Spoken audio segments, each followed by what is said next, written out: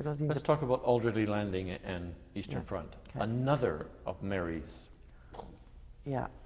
Well, again, What made you want to start that theatre? Well, I think I wanted to. That was the one that I really wanted to start. Like with Nightwood, I was with other people, and we did it together. With Ship's Company, it was Michael and I. After those, and with being part of Mulgrave for quite a few seasons, I really wanted to do it just my vision. You know, like not like this. Okay, I've done this sort of this way and that way, and I wanted not my in that Gay Hauser and Wendy Lill were co-founders as well. But I really wanted to make a theater. I wanted to break Paul Thomson's curse. Which was? Well, Paul Thomson said to me one summer when he came down to Ship's Company, we could talk about Paul Thomson. He came down and I don't know if I said something about theater in Halifax. He said, Halifax is the Bermuda Triangle of theater. He said, so many companies have come up and then they disappear without a trace. It's not going to. I got really mad. Oh, that made me mad. Paul Thomson made me so mad. He's somebody that could really make me mad. He knows this. My blood boils when I think about him because he'd say these things that were just like, ah. So I thought, I'm gonna prove you wrong, Paul Thomson. I'm gonna do this. And it's true. So many had disappeared. You know, Pier 1, Stage, whatever, pop up. Like there's been all kinds of them, but they never lasted. It's a very difficult environment. So I thought. And when we moved to, when I brought Paul back to Nova Scotia, I knew Wendy, and Wendy lived in Dartmouth. And she said, why don't you come to Dartmouth? It's cheaper. And we both had little babies. And so I used to call her Mother Dartmouth because she knew where the toy library was and she knew where this was.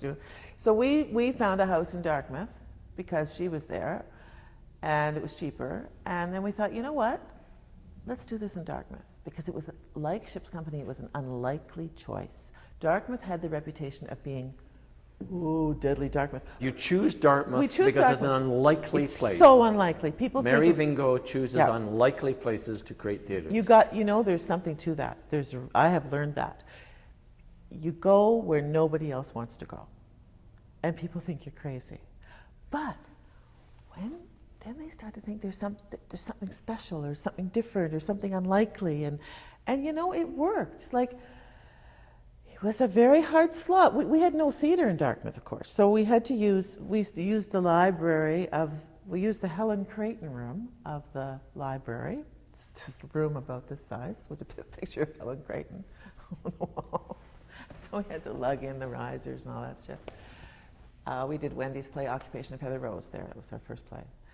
And then it was very small, so then we went up the street. There used to be a museum, and we used one of the galleries, and that was kind of cool. And then we had a festival where you had to go up the street and down the street to get to all the shows. People liked that.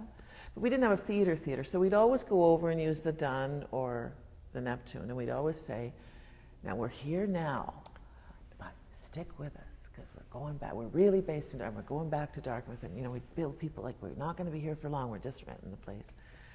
And it kind of got a certain vibe, it got a certain thing going. And Gay Hauser, who was my partner in crime, she's very good at building an audience person by person. She would have a personal relationship with every single person on that subscriber list. She would know them, she would know who they were married to, she knew where their kids went to school. Like she understood that about building an audience, which is that you don't just broad sweep does nothing. You have to go individual by individual.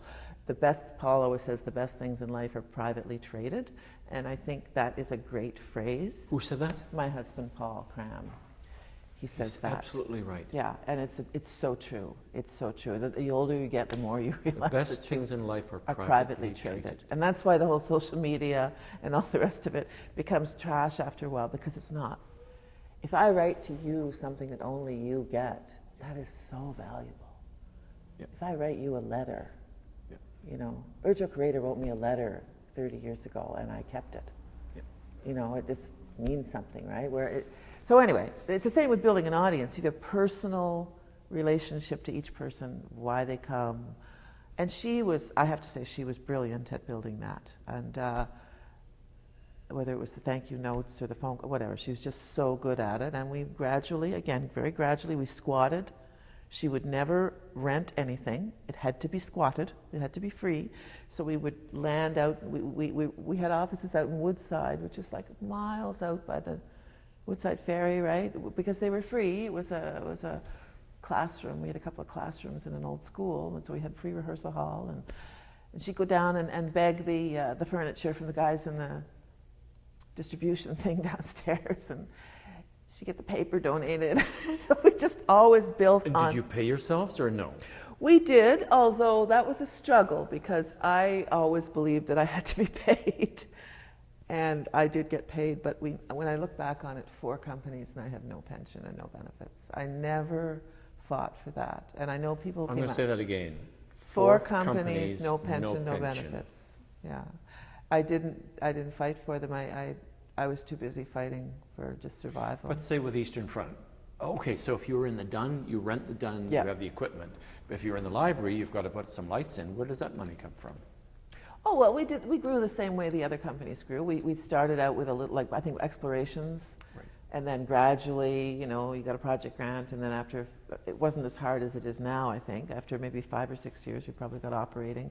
We went out and got donors. We did all the things that you do, audience, donors, fundraising, blah, blah, we did all those things. And then, like ships, Eastern Front went from sort of impromptu places to actually getting theater. part of a Yeah. building. Yeah. How did that change? Well, it was a struggle because the building, like Ship's Company, a miracle that it was to get it built, was hugely problematic in the beginning because the people who designed it had never designed a theater. And the story I like to tell is when the place opened, the booth had frosted glass. That's how much they knew about how a theater worked. The walls were blue because they thought blue was kind of cheerful.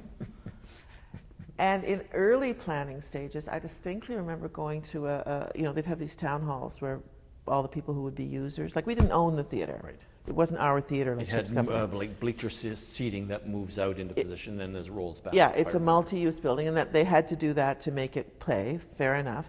But I remember seeing the diagram of the rake of the seating, and saying, "But I can only see the actors from about here up." And the guy said, "Yeah." And I said, "I can't see the floor." "Well, yeah." I said, "But somebody could be on the floor." And he literally hadn't thought of that. He thought theater, you stand at a theater at a podium and you speak. He thinks auditorium, right? So it was that basic. This is somebody they hired. But then gradually we worked through it all, and now it's actually quite a nice space. They put in proper acoustic paneling. Obviously it's black now. They took out their horrendous proscenium arch that somebody thought they needed because it was a theater, so they built this big, heavy proscenium arch. What do you have that for? What's that supposed to do?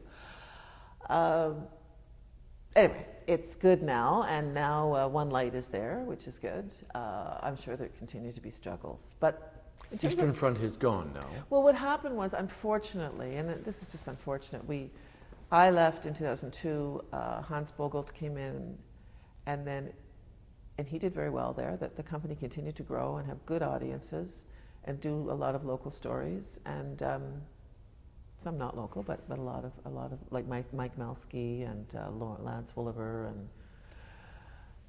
and then Scott came in, and Scott got in a big battle with the management of Alderny Landing, and I don't know the details, but they basically had a big divorce.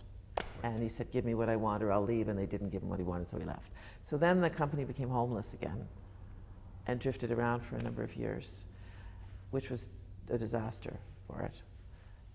And then Charlie Reinders took over, and because he had a good relationship with the Neptune, he kind of moved them into the Neptune studio, and so they're still now based in the Neptune studio, which is kind of ironic when I think of Gay and I standing on the stage saying, "We're only here temporarily."